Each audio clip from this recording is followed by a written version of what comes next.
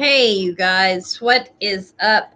So I said I was going to keep y'all up to date over on my Facebook page and on YouTube. I know that some it's kind of people have been covering it, but anyway, thanks for joining me. I appreciate it, and this is just becoming a more disturbing case whatsoever. This case of the kids that were abandoned. So I just wanted to, if you haven't caught this, just check out the charges, the details. I'm just going to play the details of these charges. Y'all, it's disgusting.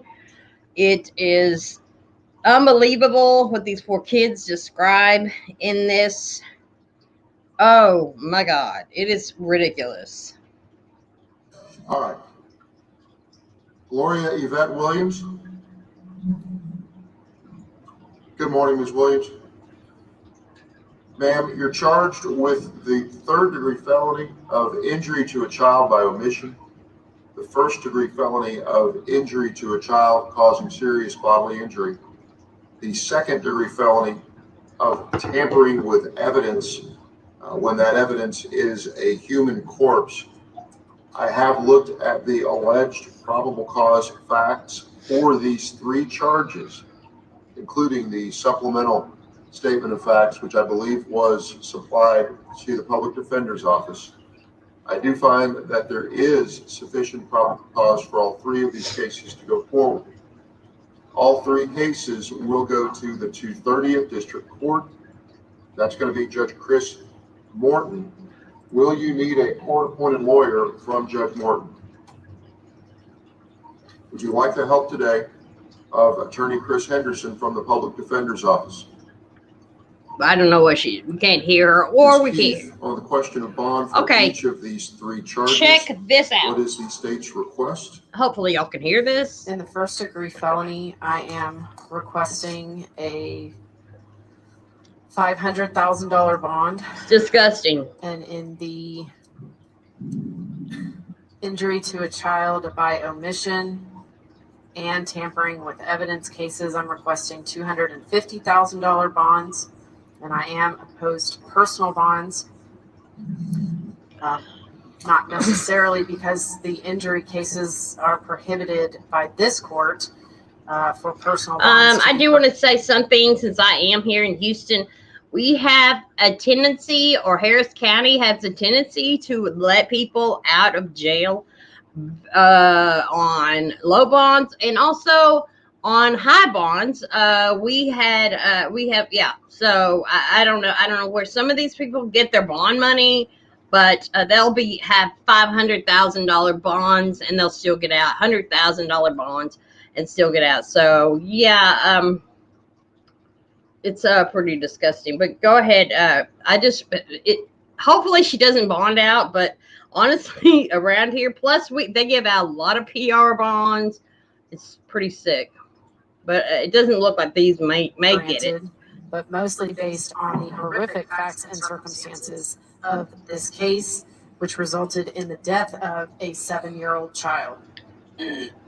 As is reflected in the statement of probable cause, listen to officers were called out to a residence in Harris County on Greencrest Drive on October the 24th of this year regarding the death of the minor complainant, who is the child of this defendant. There were 3 juvenile witnesses who are also complainants in these cases. There were a 15, 10, and 7-year-old child who are witnesses to the incident. Officers arrived, spoke with the 15-year-old child, who stated that he found his younger brother, the deceased minor complainant, in a bedroom of the residence sometime around Thanksgiving of last year, 2020. He believed this defendant would call the police, told officers that she never did so, and that she then had moved out of the apartment, leaving them in the residence with his deceased younger brother without adult supervision. He stated that they had found his younger brother approximately 1 week before Thanksgiving. Also, just a side note, the Harris County Sheriff at the press conference said that the kids were a couple of them were on the autism spectrum, but they were all so severely abused. This is one reason that they didn't have the, guts or, the ability to call. He also told officers that Listen to the details. co-defendant, who is the boyfriend of this defendant, would lock them in a bedroom and he would hear them hitting his brothers while he was in the room with them. He stated he told this defendant about the conduct, but she ignored him, said she would talk with the co-defendant, and the 15-year-old stated, quote, that never worked. Officers also spoke with the 10-year-old complaining witness, who is the complainant in the first-degree felony serious bodily injury case, who stated that he was actually in the room when the co-defendant assaulted his deceased younger brother, striking him in the face, feet, buttocks, back, his legs, and testicles with closed feet, fists, and feet. He stated that the co-defendant then laid his brother on the floor and put a cover over him, that the defendant then came in the room to check on his younger brother, saw the body under the cover. She began crying, then made him leave the room.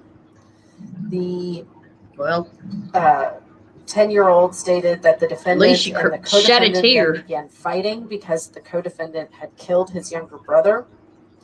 He stated that the defendant then came back another day, checked on his younger brother, and found that his body, feet, and teeth had turned into a skeleton.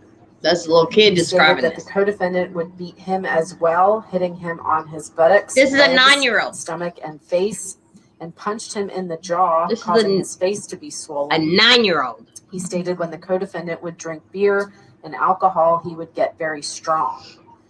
The 10-year-old also stated that his younger brother was on the floor under the cover, that his body was a skeleton, and that his hair was off. Law enforcement officers on scene observed that 10-year-old child to have extensive swelling to his face and jaw.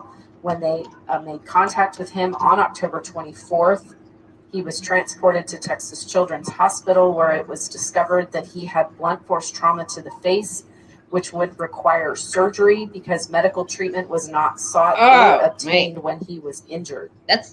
During a forensic interview the following day, he disclosed that the injury had occurred when the co-defendant struck him in the face approximately 3 weeks prior, and that this defendant was aware of the injury but did not seek or obtain medical aid for him.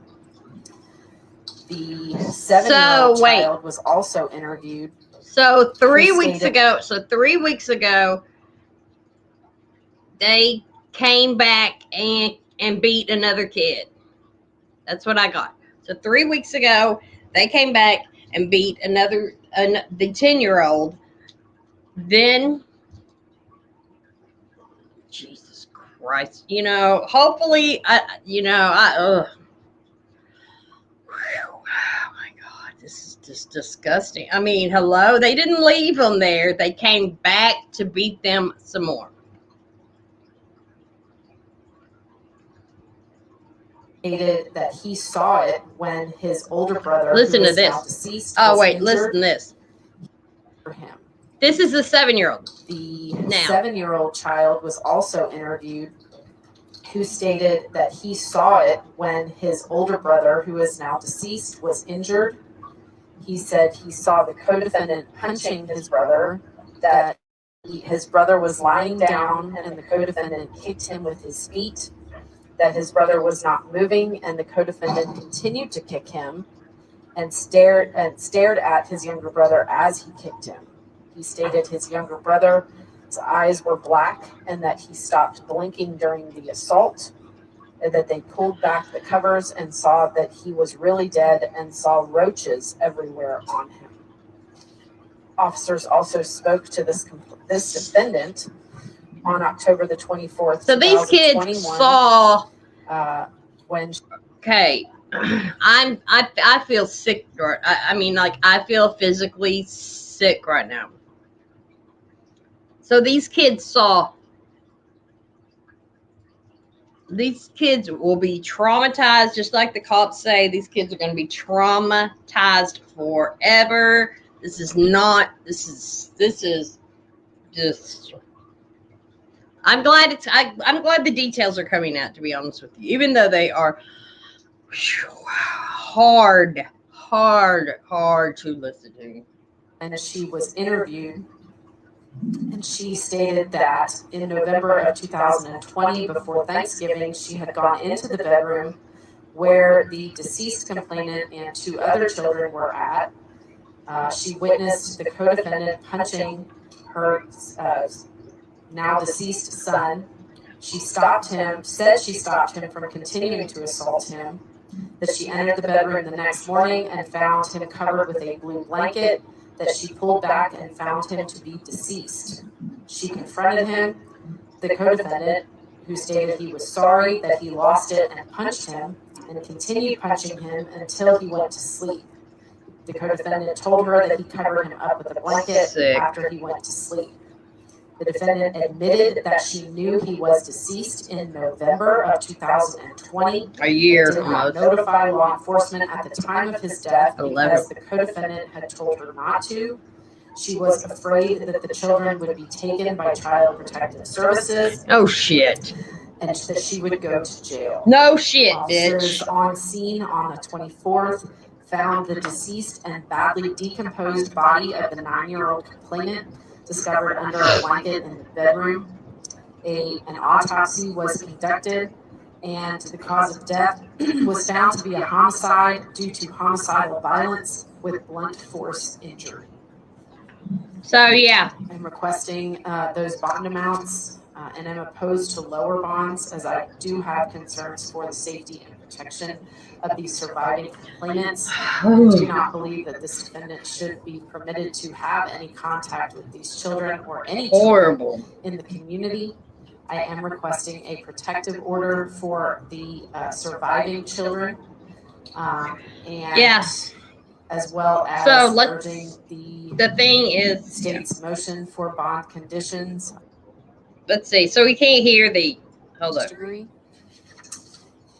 174506. The injury to a child case, I'll set that bond in the amount of $350,000. On the tampering with evidence charge, I'm going to set that bond in the amount of $300,000. So 650. And on the injury by omission, I'll set that bond in the amount of $250,000. 6, 7, 8, 900,000. I'm going to issue an order of emergency protection. It's going to require you to have no contact with the minor children. Yeah. Trayvon Lee, Jordan Lee, or Javion Kirkland. They'll be identified in the MOAP by their initials because they are minors. But you just said their name. In addition, I am going to issue a bond supervision order. That bond supervision order is going to require you to have no contact with those children. She'll probably bond you may out. Not use, possess, or consume any illegal drugs or alcohol if you make bond. Anyway. You may not use or possess any firearms or other weapons. I do a person under the age of 17 years. So yeah. You are not to supervise, participate, or attend. So it's just disgusting, sickening, horrific. I don't even know like any other words to say. What a nightmare, these kids. And also like one of the things that the sheriff was talking about is that with the 2020 with the lockdowns and the pandemic and all that stuff. So I don't know, you want to say pandemic strikes again, whatever you want to say, but yeah, the pandemic strikes for sure. So this is just sick. And also another thing, the girl chose a man over her children. She probably was on drugs. I don't think that has come out yet. I don't know. I've just been watching. It's been And also another thing that the sheriff, I do want to say, the sheriff said, okay, well, we don't, we don't have, this is not like a TV show. We can't arrest people that second. They did some investigating. Obviously, I think they had to interview. They couldn't just say, okay, you're arrested. I get, that's just not the way it works, right? So,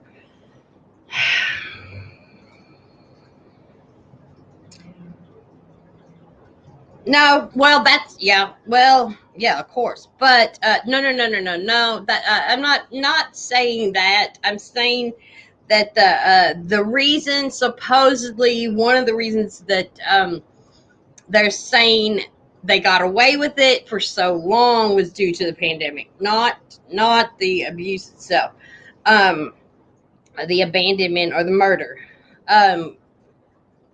They're saying that due to the kids, lots of kids haven't even gone back to schools here in the Harris County, and also a lot of people got their rent paid for months on end for the whole year 2020, or pretty much. And so yeah, I'm just saying that pretty much that the pandemic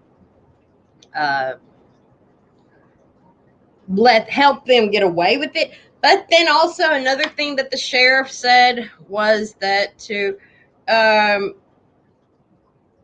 report things if you see it.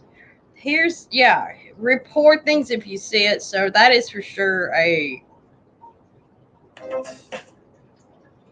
issue I had even the other night. I was like, how come these people just kept feeding these kids and stuff? So this was, to me, it just could have been prevented.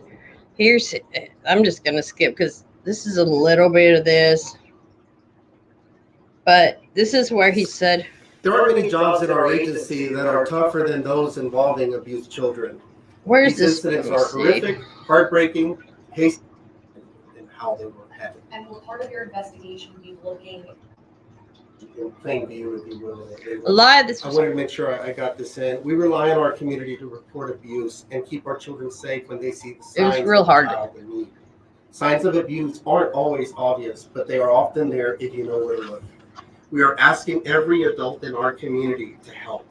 Take actionable steps to create safer environments for the children in your life. One, if you see something, say something. Reporting suspicions of child abuse can save a life, prevent further victimization, or stop more children from being victimized. Yeah, Two, learn how to recognize and report child abuse. Education and training are our best defense against those who harm children. Three, talk to your children. Start the conversation early and continue the discussion throughout their upbringing. Four, spread the message. Tell your neighbors and loved ones how they, too, can do their part to keep our children safe in a real and virtual world. Our partners at the Children's Assessment Center offer free training and resources on the signs and symptoms of child abuse and share stories of survivors throughout the year. Sadly, in 2020, nearly 4,000 children received services at the Children's Assessment Center here in Harris County. These experts provide high-quality care so children can thrive. Their work embodies the sentiment, people should speak up. Future should be out of reach. And while the work of our Sheriff's Office specialized units is always essential, it is especially critical during a crisis. The disruption brought on by the pandemic made our children even more vulnerable to abuse. Some of those traditional safety nets have been removed, with children not regularly attending school, daycares, and after-school programs. Which is true. We have a shared responsibility and shared commitment to ensure every child lives a life free from abuse. Prevention through education is key. If you're concerned about your child in your life, call us at 713-221-6000. So that is something that I even said on the other live stream the other night, that speak up. It's okay. Speak up. Speak up. Speak up. It's so disturbing these days that people are taking pictures of people instead of helping. They tend to get their phones out. I mean, it's some of the things that I've seen, and then like the neighbors were. I don't blame the neighbors. A lot of people say I don't want to get involved. I was in an abusive relationship once, and we lived real close by other people, and I know these people heard the violence that was going on in my house, and I know nobody said nothing.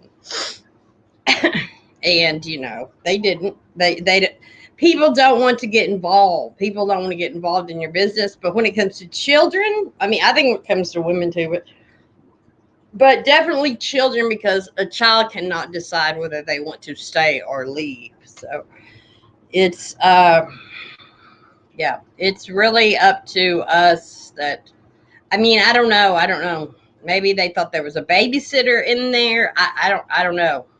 You can't even imagine that 3 kids are being in there. You just don't. That don't even come to your head. Like, are there really like 3 kids? And apparently, the neighbors didn't even know there were 2 other kids. They only thought there was, or 3 other kids. They only thought there was that one child in there, the 14, 15-year-old. So they didn't even know about it. So I just wanted to give you an update on that on my Facebook and on my YouTube. Just monsters. That's all I can say. And she's gonna blame him, and which the kids do seem to be saying that the mom, the mom's boyfriend did it, and he's the one charged with murder. So, but she was there. She didn't call. I'm assuming she was probably. I'm gonna say she was on drugs, but I don't know. Maybe not. You never know. Yep. You're welcome, and yeah, get the word out to let's all take care of each other, and we'll see you next time. Make sure that you're subscribed to the YouTube channel if you made it to the end of this video, and I appreciate you watching. We'll see y'all later.